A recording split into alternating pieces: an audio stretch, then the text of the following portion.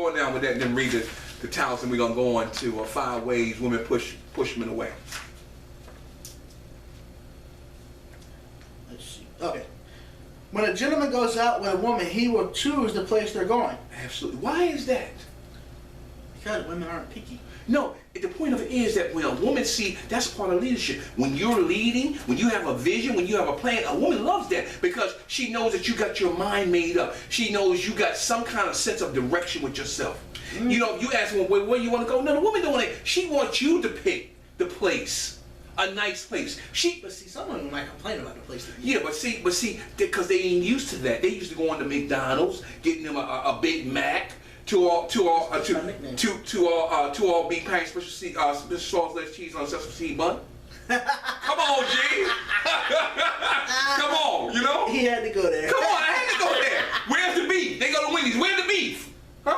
There ain't no beef. Okay, it's like yeah. So the point of it is, men don't know how to dress up and take a woman to an elegant restaurant and treat her with respect and courtesy. When a woman gives you the opportunity as a man to take her out or to talk to her, that's a privilege, man.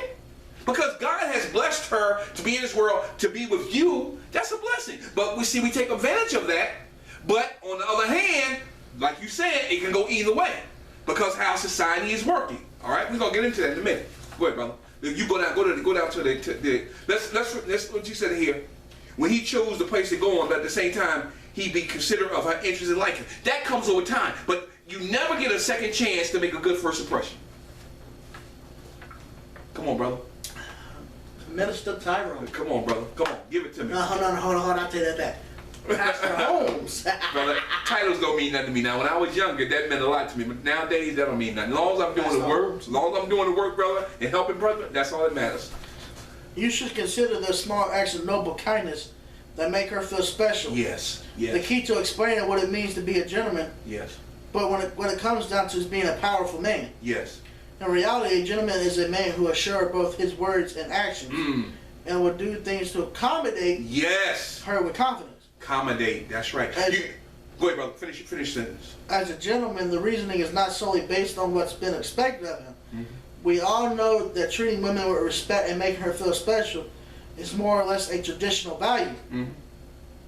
However, a gentleman does these types of things because he commits himself to a higher standard. That's right. There it is. And makes what he feels is the right decision. There you go. There it is. You said a word there, accommodate. What that means is accommodate, meaning taking yourself out of picture and putting yourself in a position to going out of your way and doing something special for another person. That's what we do for one another. As brothers, we look out for one another. We're there to help. We're not looking for ourselves, but looking out for the other man. Same principle here. Because see, a woman is very, very self-conscious about how she looks, her weight, her hair, and that's why I said, no, never go down that road, brother, because you will never get back. I'm telling you, don't go down that road. You know what I learned over the years, many years, that never argue with a woman because you're not going to win. You're not going to win that. No, because she's a talker. She's a communicator. And she knows to talk. What though? This is gonna sound funny, but I gotta tell this. I had a woman that I used to argue with all the time, right? I said, man, she must be PMSing over there. Cause she could get evil, man. I'm trying to tell you. Right. Then I realized, she gotta go. Yeah. She's always being confrontational. Yeah. Well, see, that in my life. well, sometimes what happens is if men have not treated them with respect, or they had bad problems in their past, that could be a part of the way they act. You see what I'm saying? They don't want to drop that fence or that wall to be heard again. That's right, and that's what it means. All right, let's roll on, bro. Let's go in. Let's get down to the 5 ways men push good men away. Now we're gonna start rocking the boat now. Number 1. Excuse me. Being exceedingly negative about her appearance. We just talked about that. I ain't gotta go no further than that. Good God, that is so very important. Women, I want to say this. I know that it's very, very important to you about your appearance because God created you. That's why we as men are so drawn to women about appearance and beauty. It's what they wear. It's what they wear, and we're attracted to that because that's how God created them to be. But a man can get pushed off from that when they feel that you're too self-absorbed in yourself, and it can work both ways because some men are self-absorbed as well. Oh, yeah. But if you're doing that and basically only concentrating on that, that can push a man away from you. And a good man, because he feels that all that you want him for is his money to look good. Now, I'm going to say this, that I like my women to look their best. All right. And you don't have to ask me to do things for you, but the point of it is, don't go overboard with it. If that man is there to treat you like a queen, respect it, appreciate it, but don't use that as an advantage, because eventually that will turn him off and that will push him away from you. All right? Pastor Holmes. What's up, brother? What's your question? How did you get to be so smart? Oh God, I don't think I'm smart, brother Josh. You know a lot of these things, man. Like, I've read a lot and I've been around my pastor that taught me.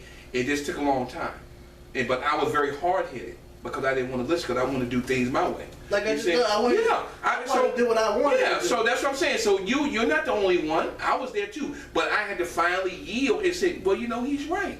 Yeah, you got to get out that dump. And I had to get out of that. You got to hit rock bottom before you. And I've been there. I've been rock bottom. Once you hit rock bottom, I've been there. You start building yourself back up. I've been there, but brother. Until you hit rock bottom, right. you got to continue doing. That's right. I'm gonna tell you, when I was rock bottom, just before I started this organization, I was rock bottom, driving that bus. When I drove that bus like 3 years before I started that organization, I didn't. You hated driving that bus, man. Yeah, I did. But see, God used that bus to create MSF. He had to get me by myself.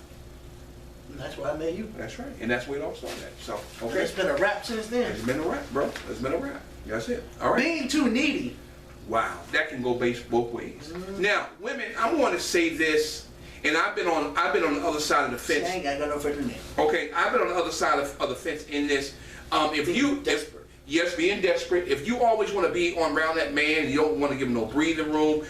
You can't let him go out and things like that. It's time to say goodbye. It's time to say goodbye, because that means that there's something else going on in your life that you have not got a control of. You have not put a handle on it, and you need somebody to validate who you are as a woman. That's a problem. And vice versa, as a man, sometimes we fall short because nobody has really paid attention to us. And then when that woman, we were never taught. We were never taught. And when that woman gives us the opportunity to talk to them and be a part of their life, then we become overbearing. And what happens is that woman, we talked about this last week, the S word.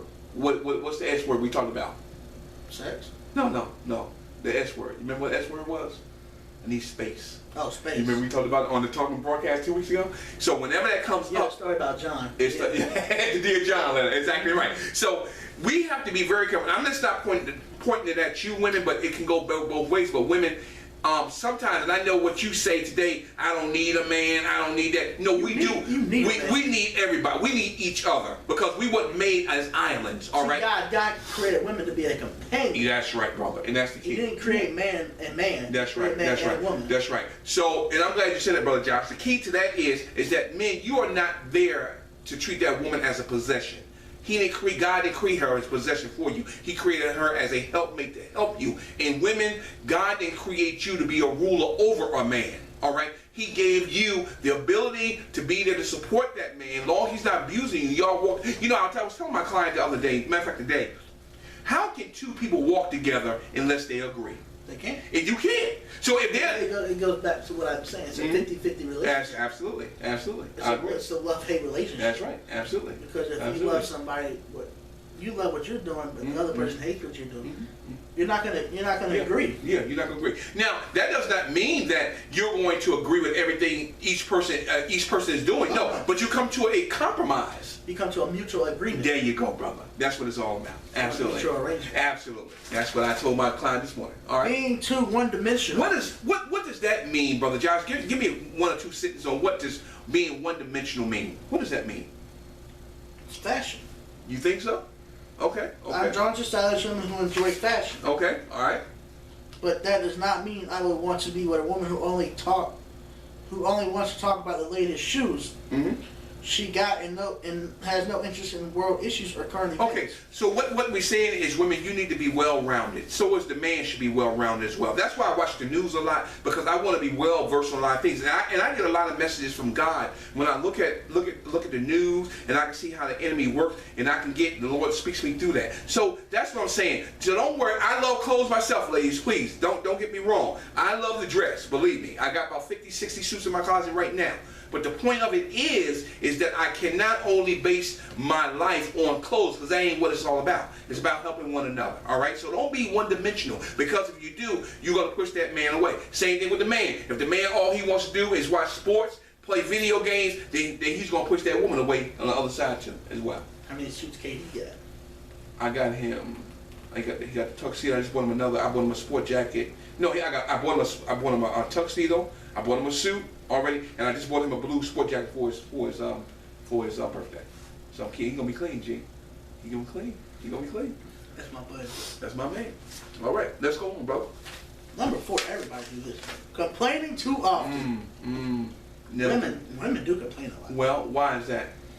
You think? Because they never taught how to do anything but to complain. Well, it's not so much. It's a bad boy image that's taught them to complain.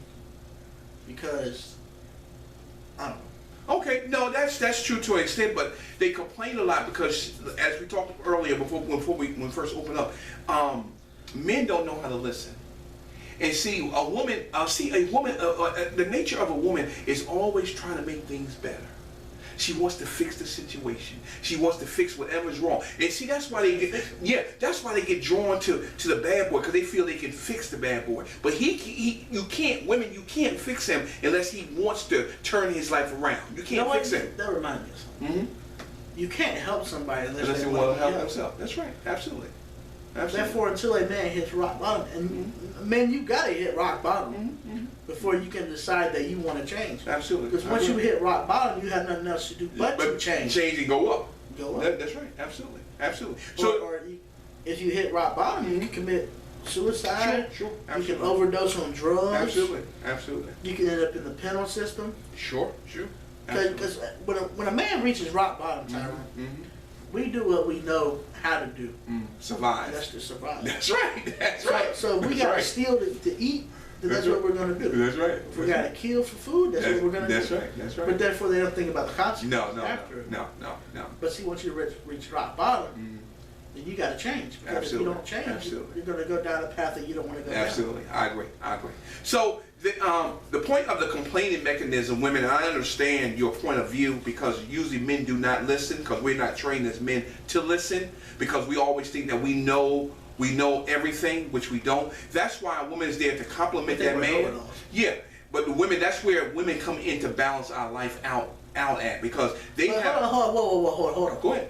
It can go on the flip side too. No, that's true. But I'm saying is, if you they know it all. No, and that's true too. But that's why we have to come. See, that's why we have to come and talk about our differences before we get into a relationship, because she has something to bring, you have something to bring. It's a 50-50 It's a 50-50. So we talk about these things. So it can't be. We talk about. Most men don't want to talk about that. That's the problem, and that's why the women complain, because we compartmentalize every little thing. We open that box. Drop it in. Drop it in, lock that box, and go. and chill. And see, that's right. And that's true. Because have you ever noticed? She say, "Honey, did you fix that thing I told you to fix?" Come on, hey, babe, I got so many things to do. I'll get to it. I'll get to it. See, a woman can do 3 or 4 things at one time, but we can only do one, because the way our brains are set up. It goes back to a magnet my mom got on the refrigerator. She said, I'm multi-talented. I can talk and piss you off at the same time. That's right, and that's true. It's so true, man. It's